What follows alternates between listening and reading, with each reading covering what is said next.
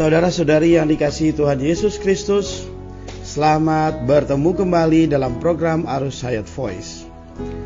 Tema kita kali ini adalah makna sejati Pentakosta. Pembacaan Alkitab kita ambil dari Kisah Para Rasul pasal 2 ayat 1. Ketika tiba hari Pentakosta, semua orang percaya berkumpul di satu tempat. Kemudian kita baca Imamat pasal 23 ayat 15 sampai 16. Kemudian kamu harus menghitung mulai dari hari sesudah Sabat itu, yaitu waktu kamu membawa berkas persembahan unjukan, harus ada genap 7 minggu sampai pada hari sesudah Sabat yang ke-7, kamu harus hitung 50 hari. Lalu kamu harus mempersembahkan korban sajian yang baru kepada Tuhan. Demikianlah firman Tuhan. Saudara-saudari yang dikasihi oleh Tuhan Yesus Kristus, kata Pentakosta berarti ke-50. Inilah hari ke-50 setelah kebangkitan Tuhan, yang dihitung mulai dari hari kedua setelah hari raya Paskah saat Tuhan disalibkan, dengan 7 minggu yang ada di tengahnya. Ini adalah penggenapan hari raya 7 minggu yang juga disebut Hari Raya Menuai, yang dihitung mulai dari hari persembahan seberkas tuaian yang pertama yang matang lebih dulu sampai pada hari setelah Sabat yang ke-7. Berkas tuaian yang pertama dipersembahkan kepada Allah itu melambangkan Kristus yang bangkit, yang dipersembahkan kepada Allah pada hari kebangkitannya, yaitu sehari setelah hari Sabat. Sejak hari itu sampai hari Pentakosta itu tepat 50 hari. Hari Raya Menuai melambangkan kenikmatan atas hasil berlimpah yang dibawakan oleh Kristus yang bangkit. Hasil berlimpah ini adalah roh yang alamuhid dari Allah Tritunggal, yang telah melalui proses, yaitu berkat Injil yang ia berikan kepada umat pilihannya, supaya mereka bisa menikmati Kristus yang al-muhid sebagai tanah permai mereka. Ini menandakan dengan menerima roh yang limpah lengkap pada hari Pentakosta, orang-orang beriman bukan hanya telah memasuki tanah permai, tetapi juga telah berbagian di dalam kekayaan berlimpah dari Kristus yang al-muhid di dalam kebangkitan dan kenaikannya sebagai bagian penuh dari Allah di dalam ekonomi perjanjian barunya. Pentakosta sangat erat hubungannya dengan tuaian. Penuaian hasil yang kaya dari tanah permai itu. Menurut Imamat pasal 23, berkas hasil yang pertama dari penuaian itu dipersembahkan kepada Tuhan sebagai persembahan unjukan pada hari sesudah Sabat. Nah, di dalam perjanjian lama, ketika tuaian itu dituai, seberkas hasil yang pertama dari tuaian itu dipersembahkan kepada Allah. Berkas ini adalah lambang Kristus yang bangkit, yang dipersembahkan kepada Allah pada hari kebangkitannya sebagai buah sulung dari tuaian Allah bagi kepuasan Allah Bapa. Jadi, Pentakosta sebenarnya mengacu kepada tuaian, dan bahwa tuaian itu melambangkan kenikmatan terhadap kelimpahan dari Kristus yang bangkit.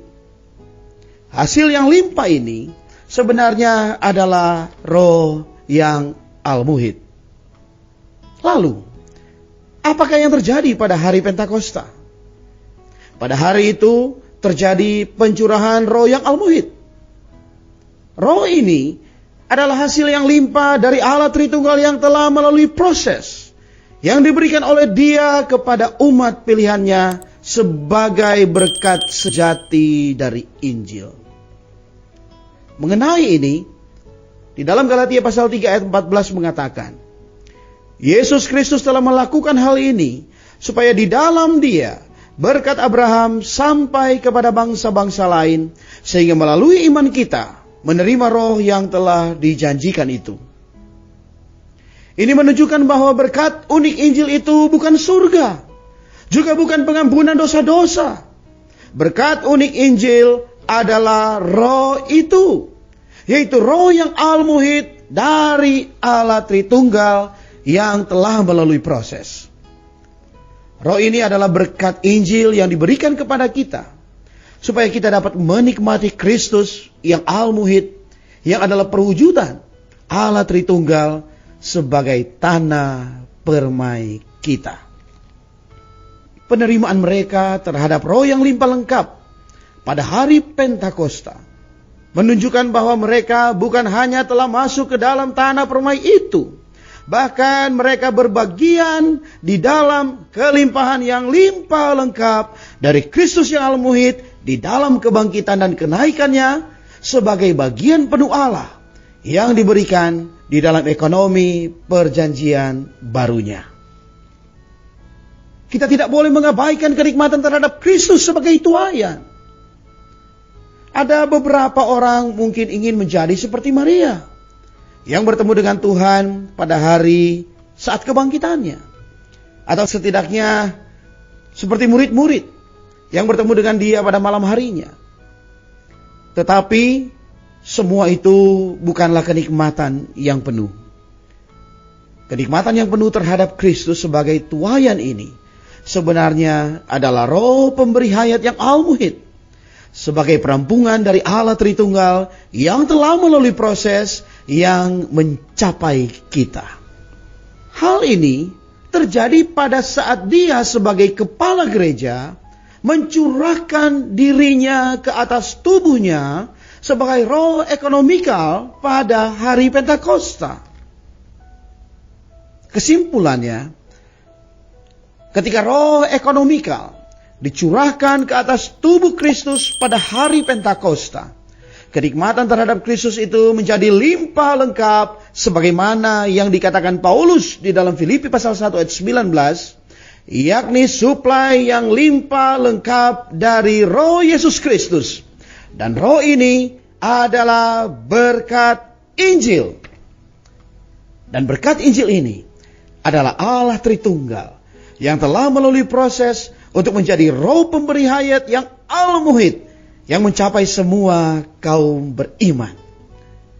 Inilah kenikmatan yang limpah lengkap terhadap Kristus di dalam kenaikannya, dan inilah makna yang sejati dari Pentakosta.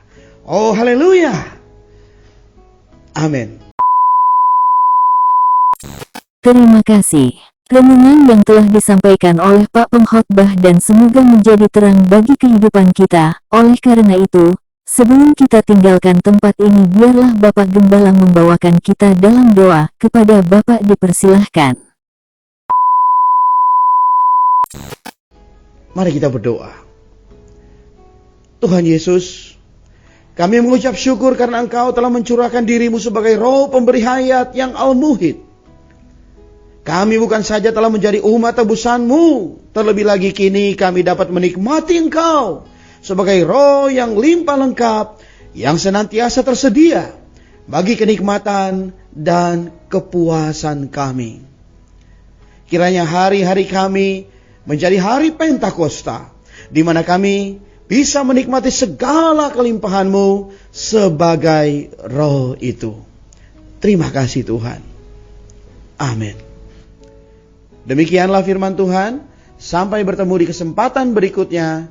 Kasih karunia-Nya menyertai kita semua.